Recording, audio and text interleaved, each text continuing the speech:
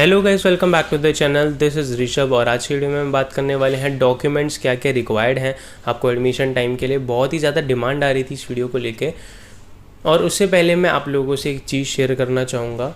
Basically आपने देखा होगा 15-20 दिन से जो मेरे पुराने सब्सक्राइबर्स हैं, जब मेरे 12-13 हज़ार के आसपास सब्सक्राइबर्स थे, तो जो पुराने सब्सक्राइबर्स हैं उन्होंने देखा होगा कि मेरा जो बैकग्राउंड है, जो आप देख रहे हो पीछे का जो बैकग्राउंड है, वो थोड़ा सा आपको डिफरेंट लग रहा है पहले से। मेरी शायद 8 या 9 वीडियोस मैंने पहले सोचा था कि ये चीज़ें नहीं बताऊंगा यूट्यूब पे, लेकिन यार अभी एक एक फैमिली जैसा बॉन्ड हो गया है आप सभी लोगों के साथ।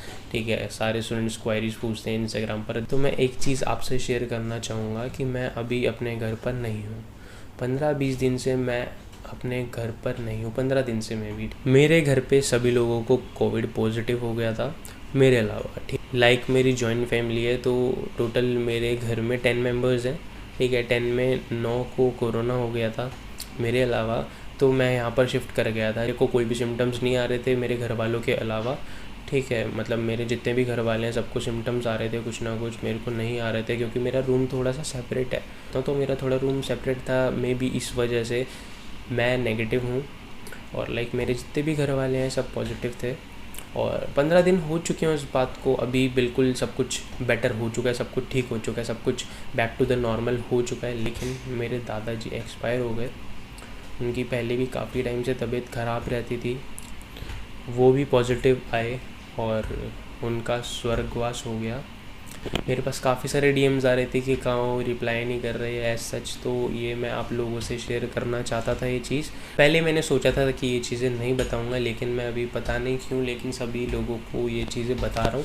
मेरे जितने भी क्लोज़ फ्रेंड्स हैं उनको तो इस बारे में आइडिया है, लेकिन आप लोगों को, जितने भी व्यूअर्स हैं, जितने भी हमारी फैमिली है आरजे व्लॉग्स की, उन्हें नहीं पता था। ठीक है, तो ये चीज़ मैं आपसे आज शेयर करना चाहता हूँ। तो ठीक है, अब चलते हैं डॉक्यूमेंट्स की तरफ। ठीक है, डॉक्यूमेंट्स क्या क्या रिक्वायर्ड हैं। अगर डॉक्यूमेंट्स की बात करें तो सबसे पहले 10th की मार्कशीट बहुत ही ज़्यादा ज़रूरी है। 10th की जो आपकी ओरिजिनल मार्कशीट होती है, जिससे कि आपकी डेट ऑफ बर्थ वेरीफाई होगी। ठीक है, काफ़ी सारे स्टूडेंट्स का क्या था कि 10th की मार्कशीट के साथ एक पासिंग सर्टिफिकेट भी मिलता था, तो अब वो भी तैयार रखो। वो भी बहुत ज़रूरी होने वाला है एडमिशन के टाइम के लिए। ठीक है, जब भी आप कट ऑफ मैच करेंगे और आप कॉलेज के लिए अप्लाई करोगे, जो मैं डॉक्यूमेंट्स बताने वाला हूँ ये आपको चाहिए होंगे एडमिशन के टाइम पर। तो सबसे पहले 10th की ओरिजिनल मार्कशीट चाहिए, उसके बाद 12th की ओरिजिनल मार्कशीट चाहिए। ठीक है, बेसिकली काफ़ी सारे स्कूल्स में, दिल्ली के जितने भी स्कूल्स हैं मोस्टली सभी ने अपनी फिजिकल मार्कशीट दे दी है अपने स्टूडेंट्स को, और अगर नहीं भी मिली है तो डिजी लॉकर वाली आपकी काम आ जाएगी। लेकिन जब भी फिजिकल वेरिफिकेशन होगी डॉक्यूमेंट्स की, मे बी 1.5 मंथ्स बाद, 2 महीने बाद, लेकिन उस टाइम पर आप मेक श्योर करना कि आपके पास ओरिजिनल डॉक्यूमेंट्स होने चाहिए। जितने भी हैं सब कुछ ओरिजिनल होना चाहिए। अभी आप डिजी लॉकर वाले से ही काम चला सकते हो, जितने भी डॉक्यूमेंट्स हैं वो डिजी लॉकर से एक्सेस कर सकते हो। डिजी लॉकर के सारे सर्टिफिकेट जो हैं वो वैलिड हैं। ठीक है, सबसे पहले 10th की मार्कशीट, फिर उसके बाद 12th की मार्कशीट। इसके बाद अगर हम बात करें तो अगर आप EWS कैटेगरी से हो तो आपको EWS का सर्टिफिकेट चाहिए, OBC से हो तो OBC का सर्टिफिकेट चाहिए। लेकिन EWS और OBC के सर्टिफिकेट जो है वो रिन्यूड होने चाहिए, 31 मार्च के बाद के होने चाहिए। ठीक है, तो ये चीज़ का बिल्कुल आप ध्यान रखना।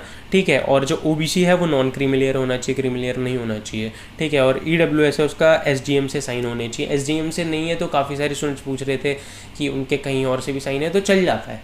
ऐसा इस बार ड्यू को पता है कि ऑनलाइन है और सब कुछ नया नया है, तो इस बार चल जाएगा, लेकिन आपके पास रिन्यूड होना चाहिए। ठीक है, और OBC का सेंट्रल होना चाहिए, स्टेट नहीं होना चाहिए। जितने भी स्टूडेंट्स हैं उनको अभी तक पता तो होगा ही वैसे, लेकिन मैं फिर भी एक बार रिकॉल करा रहा हूँ आपको कि सेंट्रल का होना चाहिए OBC का। ठीक है, और साथ ही साथ रिन्यूड होना चाहिए OBC और EWS। के बाद आते हैं, अगर आप ECA कैटेगरी यानी कि एक्स्ट्रा करिकुलर एक्टिविटीज़ के जो कैटेगरी होती है उससे अप्लाई कर रहे हो, तो आपके जितने भी ECA के सर्टिफिकेट्स हैं वो होने चाहिए, बहुत ही ज़्यादा कंपलसरी हैं। ठीक है, इसी के साथ अगर आप स्पोर्ट्स कोटे से अप्लाई कर रहे हो तो स्पोर्ट्स कोटे के जितने भी सर्टिफिकेट्स हैं वो आपके पास होने चाहिए, वो मैंडेटरी है, उसके बिना आप उस कैटेगरी से अप्लाई नहीं कर सकते हो। ठीक है, इसके बाद अगर हम बात करें तो आपको एक स्कैन सिग्नेचर चाहिए। लास्ट ईयर तक क्या होता था, आपको ऑफलाइन कॉलेज में जाना होता था, वहाँ पर सिग्नेचर करने होते थे, लेकिन इस बार आपको ऑनलाइन ही सिग्नेचर करने हैं, तो एक स्कैन सिग्नेचर आप पहले से तैयार रखना। ठीक है, रजिस्ट्रेशन के टाइम भी आपने एक स्कैन सिग्नेचर दिया होगा, अभी भी आपको एक स्कैन सिग्नेचर चाहिए। ठीक है, इसके बाद बात करूँ तो 3 फोटोग्राफ चाहिए होती है आपकी पासपोर्ट साइज़, लेकिन इनकेस आप 5-6 तैयार रखना, यार काफ़ी सारी तैयार रखना, क्योंकि आपको क्या होगा कि आपको हर कॉलेज में 3-4 फोटोग्राफ्स चाहिए होंगी, और मोस्टली ज़्यादातर स्टूडेंट जो है वो ट्रांसफ़र कराते हैं अपना कॉलेज कैंसिल करा के। जैसे फर्स्ट कट ऑफ में आपको कोई कॉलेज मिल रहा है, सेकंड में बेटर मिल रहा है, तो सेकंड में वो चेंज करा लेते हैं अपना कॉलेज। तो उसमें भी आपको फ़ोटोग्राफ्स काफ़ी सारी नीड है, 10-15 फ़ोटोग्राफ्स पहले से ही रखना। एक आइडेंटिटी प्रूफ चाहिए आपको, maybe Aadhaar card, maybe driving licence. Most probably जितने भी स्टूडेंट्स हैं सबके पास आधार कार्ड तो हो गई, ठीक है। तो आधार कार्ड बहुत ही ज़्यादा ज़रूरी है, आधार कार्ड अपना तैयार रखना, ठीक है। आधार कार्ड आपके पास होना चाहिए और उसकी 2-3 फ़ोटोकॉपीज़ निकाल लेना, ठीक है। इसी के साथ जो आपका रजिस्ट्रेशन फॉर्म है, दिल्ली यूनिवर्सिटी का रजिस्ट्रेशन फॉर्म है, उसकी भी 2-3 फ़ोटोकॉपीज़ निकाल के रखना। जो मेन डॉक्यूमेंट्स है वो मैंने आपको बता दिए, ठीक है, जिनके बिना काम नहीं चलेगा। लाइक 10th की मार्कशीट, 12th की मार्कशीट, कोई भी अगर कैटेगरी से बिलोंग करते हो तो उसका सर्टिफिकेट ज़रूर होना चाहिए, फ़ोटोग्राफ्स होनी चाहिए, स्कैन सिग्नेचर होना चाहिए, ठीक है। अगर आप गैप ईयर के स्टूडेंट हो तो आपको माइग्रेशन या ट्रांसफ़र सर्टिफिकेट मैंडेटरी है, ये बहुत ही ज़्यादा इंपॉर्टेंट होने वाला है आप लोगों के लिए, क्योंकि काफ़ी सारे स्टूडेंट्स गैप ईयर वाले भी हैं, उनके लिए माइग्रेशन और ट्रांसफ़र होना चाहिए। कैरेक्टर सर्टिफिकेट भी आपके पास होना चाहिए। अगर इन केस आपके पास कैरेक्टर माइग्रेशन सर्टिफिकेट नहीं है तब भी काम चल जाता है, अंडरटेकिंग आपसे फिल कराते हैं कुछ कॉलेज, और कुछ कॉलेज तो मांगते भी नहीं है। लेकिन आपके पास 10th-12th की मार्कशीट और जो भी आप कैटेगरी से बिलोंग कर रहे हो उसका सर्टिफिकेट ज़रूर होना चाहिए।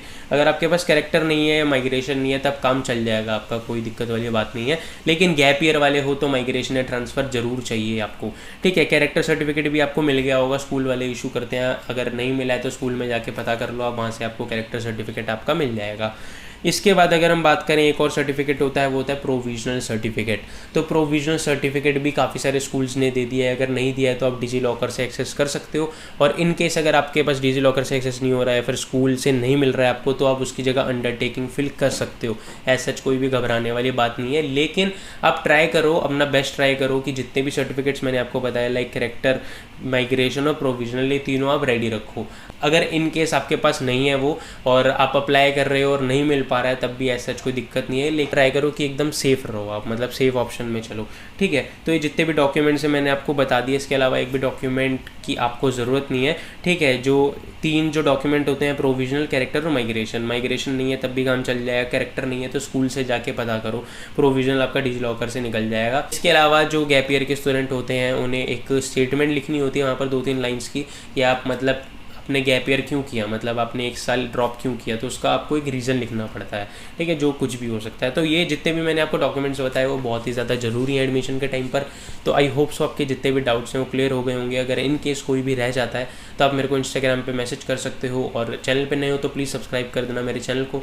अब से रेगुलर वीडियोस आती रहेंगी, लाइक मेरे पास अभी 10 से लेकर 12 टॉपिक्स हैं जिनमें मेरे को वीडियोस बनानी है, लेकिन टाइम 5-6 दिन रह गए हैं, तो मैं भी एक दिन में 2 वीडियोस भी आपको देखने को मिले।